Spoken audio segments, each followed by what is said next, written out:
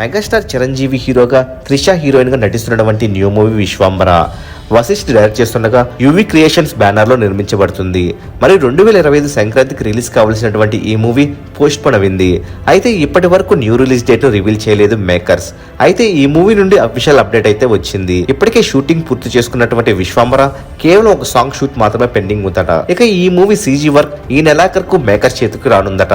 అయితే ఈ CG work చూసుకుని న్యూ రిలీజ్ డేట్ ను రిలీజ్ చేయబోతున్నారట మేకర్స్. మరి విశ్వంబర ఎట్టి పరిస్థితుల్లోనూ ఈ సమ్మర్ నే రిలీజ్ కాబోతుందని తెలియజేశారు.